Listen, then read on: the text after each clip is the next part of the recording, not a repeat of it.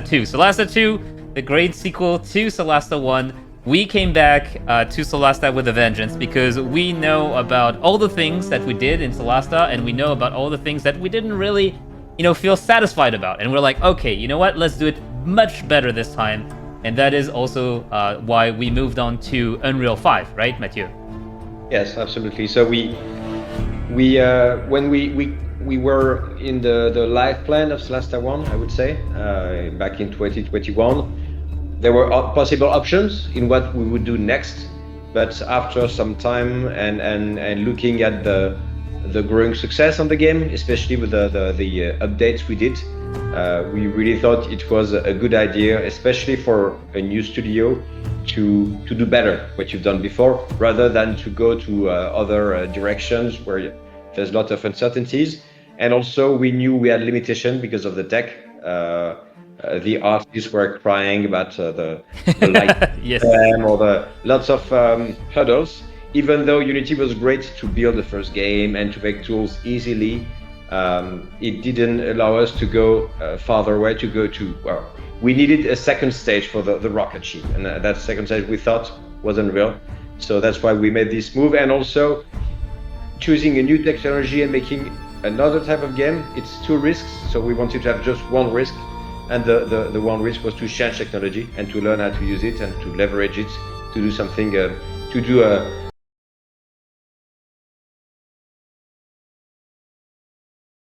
Very good one. A lot of people have been asking, is the game still grid-based? Because in the trailer, they saw the movement and they saw that at the end of one turn, one of the character ended with 2 feet out of 30 feet of movement. So can you answer that?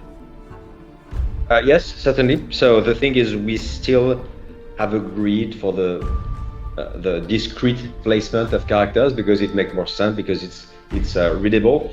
But the way pathfinding works in Unreal, it uses it doesn't work in diagonals and orthogonal directions. It really uses a smooth path, meaning that the right way to implement it is to spend floating values of movement instead of just a grid integral values or 1.5 values in diagonals. So I would say somehow it's a technical limitation of Unreal, meaning that you have to use their pathfinding system, you have to use their movement system. And it's one of the things we've learned with the technology is that you should not reinvent the wheel. You should not fight against the technology. You have to use it the way it's supposed to be used. So we still have a grid for placement, understanding the ranges, etc. But when the characters are moving, they're going to get the shortest distance. And also the way they moved in Solasta 1, going diagonals and orthogonal directions, it looked a bit old school. And we think the movement right now is more realistic. Yeah. So yes, you will have fractions of movement remaining. Maybe we'll have 0.3 feet at the end of your round, but it's a sacrifice, something which is more realistic, and also it's part of the elements which make the battle quicker, more dynamic, which is a strong focus we want to have. So I would say maybe for some of you it's a small turn down, but it's a big advantage for other purposes. So as you have all heard, so better movement, smoother movement, it looks less robotic, and we still have the grid. We have the grid. Guidance 777. I see that you're asking, please keep the grid. The grid is here. The combat is still grid based. It's just that we are not going to be having characters move along the grid, but they will always end in one tile. So you won't have characters where you're like, oh, can I hit this enemy or not because I'm like 3 centimeters away and it's like a bit too far. So you won't have that. It's like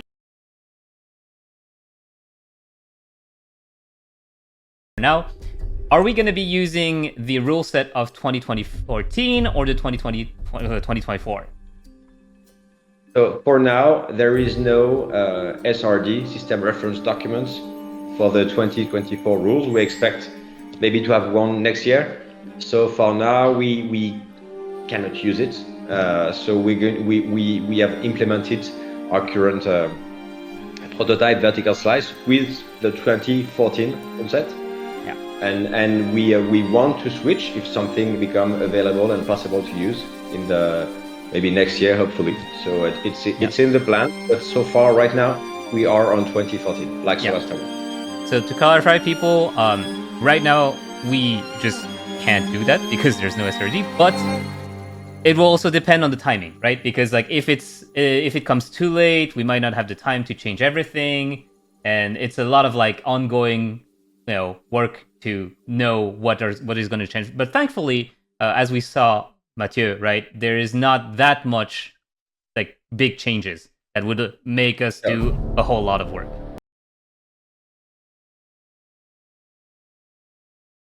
Questions. Okay, so Nithral on Discord asked, what's the party size going to be? I think there's a lot of people who've been asking in the past about why we have 4 characters and, why can't we have an option to make 6? I think it's also a lot, and maybe Xavier, I'm going to try to see if your microphone works. Yeah, so I'm going to try to ask you, why do we not allow players to choose between 4 and 6 characters? Well, we prefer to manage only one sided group. On our side, we think 4 is really a nice number, and we wanted to develop the idea of having companions that you can add to your party, NPCs you can meet and make friends with, who will join your party for some time or all the game if you like. And I will use the occasion to tell that this time the companions will level up with you, even though they are not full characters as the ones you create. So it will allow you to have a bigger team at some point, but we don't want you to create 6 characters or more and have a bigger party. Okay. Yeah, there are definitely narrative,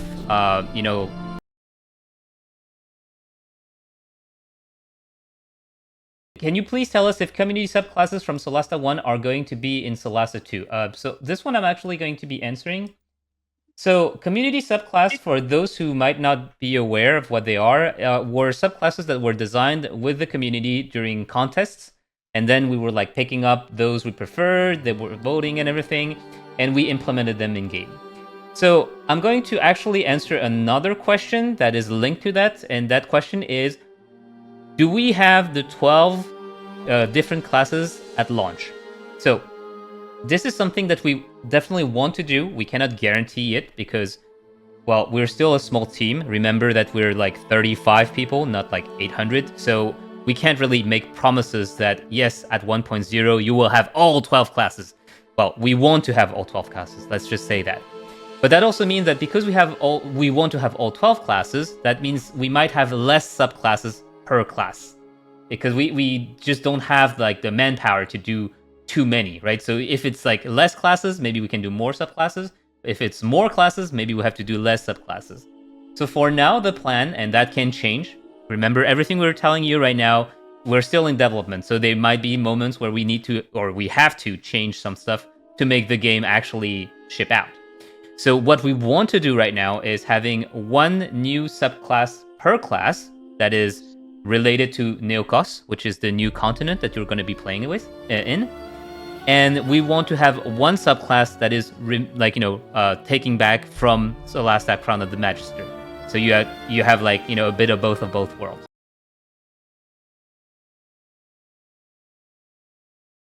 Question to Mathieu, which is, what's the max level going to be? 16 or 20? And neither, right? Mathieu.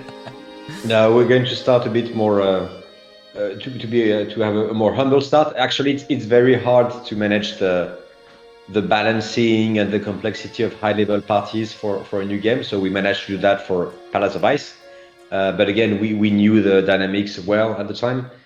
We want to be more reasonable for Solasta 2 at release, and then we'll see how we expand. But it's so I don't know if we're saying an official number today. I think we were aiming for 10, but that's like an aim right now, right? So, like I was saying before, we are still in development. That means that numbers can still change because it depends also on the time that it takes. And it's not only about, balancing, it's also about like amount of work, right? It's like, as soon as you add 2 levels, you have to add a whole new level of spell for all the different spellcasters. You have to add subclass features, you have to add class features, you have to add monsters that can challenge these new levels as well. And so you have to make new areas to host those monsters. So as you can see, as soon as you add like 2 levels or 4 levels, it's a whole new, as the image of Mathieu, like when we were building the spaceship, you're just adding like 2 more layers of spaceship on top of that. So At the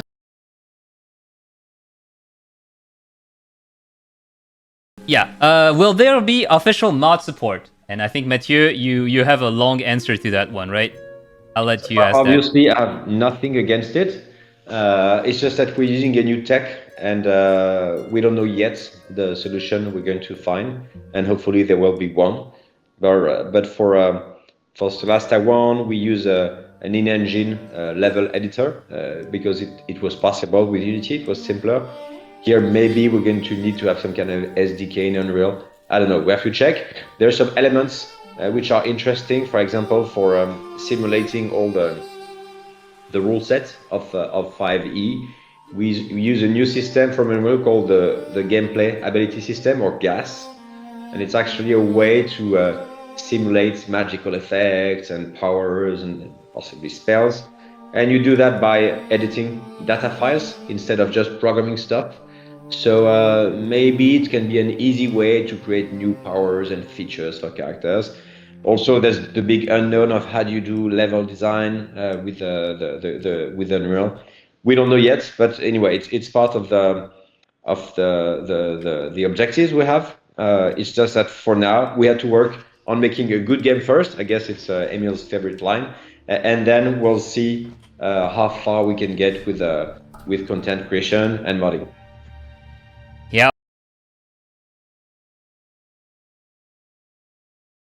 Okay, I see. Oh, I see a question about the lore and about the actual story.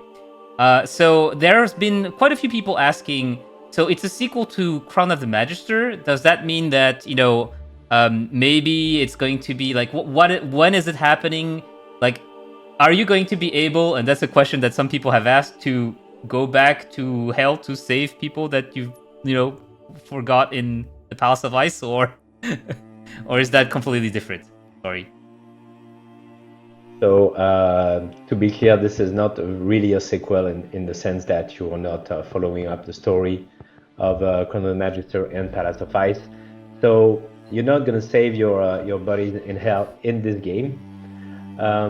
It takes place about 15 years after Palace of Ice. I saw also a question about where is Neokos, and I probably won't answer that today. It's not on the map. If you have the source book, it's not visible on that map. So it's a place most people on Ferendra don't know it even exists. Yeah, as we said, it's a new continent. So that's why you're not seeing it on the map of Ferendrag, because that wouldn't be easy. Yeah, it's so in a way. So when we're saying it's a sequel, it's like in the same universe. It's later. And you will have references to the first game, but it is not the same storyline anymore. The storyline of the heroes of Crown of the Magister is over, at least for now. And also that...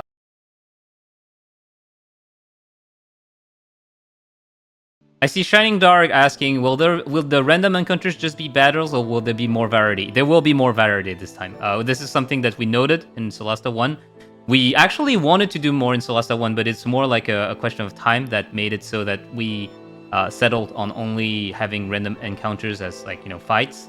In Solasta 2, we do want to have more than just fights, because if there were just fights and all the time, traveling would get very tiresome at some point, and you would get like higher levels so quick that...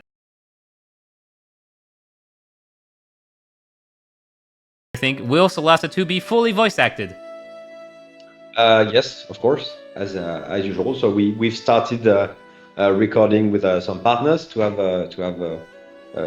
very cool voices. I think we hope to improve the quality of voice acting with these new partners, but we'll have to deliver on that when you played our first demo in some time now. But yes, it's one of the goals is to still have this more relaxed way of watching the narration by just listening to people playing and not reading lots of text, even though there will be lots of interesting lore in documents and books and other elements. But yes, the dialogues, the narration should be fully voice acted. You can confirm that we're putting more effort in voice acting this time, right? More budget on this as well. If you mean money, yes, we're spending more. Yeah, we've been we've been putting an emphasis also on voice acting because it was one of the like a lot of people here who have asked the question have mentioned is like the fact that the voice acting in Solasta 1 was fairly uneven made it so that sometimes it could take you out of your immersion, and this is something that we did note and that we want to do better on. And it goes for the same for animations, right, Xavier? I think we've put a bit of work in there. The character animations and everything, the facial animation, body animation, we have much more powerful technology now. A bit experimental, but it seems to be working very well. So yes, the everything in the cinematics, but also the voice acting should be better.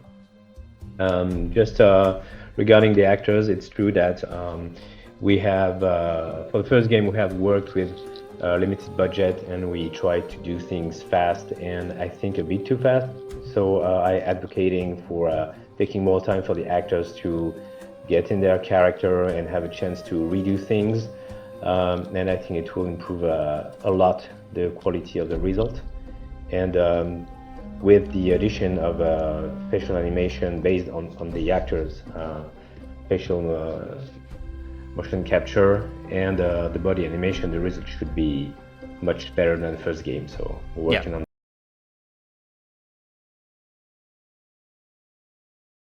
That one will be for Mathieu. Will there be multiclassing in Solasta 2? Yes, actually, in the demo we want to showcase pretty soon. We're not giving dates or anything, but it was in the trailer. I know I can speak about it because you've seen it. One of the characters, Nera, she's a fighter cleric, fighter level 1, cleric level 2. So yes, it's part of the initial design. It's one of the first thing we did. So it's easy, it's taken into account. Obviously, we don't have yet all the level up interfaces, etc. But it's functional and easy to use, so you can expect to have it. Okay, so we do have multiclassing, and that's going to make a lot of people happy because that means a lot more options when it comes to customization. Big fan of Solasta, and unfortunately in Solasta 1 we had very few Asian localization. So could we hope for Korean localization for Solasta 2? And for me, it's also asking, could we hope for Japanese localization for Solasta 2?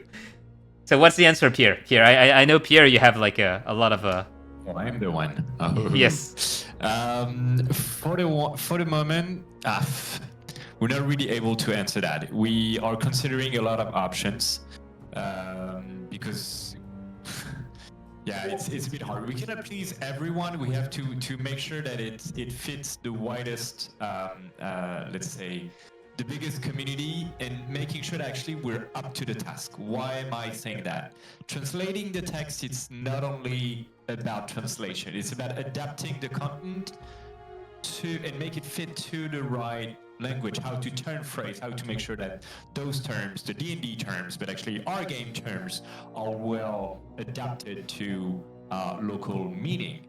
And for such a meaty RPG, because you can consider that we have roughly as much as the same scope as Solasta 1, if not better, well, that's a lot of words. Yeah. So each localization actually is super complex, super long, super costly. So because we are a limited team, we need to choose wisely. So sorry for such a long answer, but in short, we're still making our wrapping our minds around our best options for that. What you can expect, though, what we can say is the demo is going to be in English only, as much as text and audio is concerned.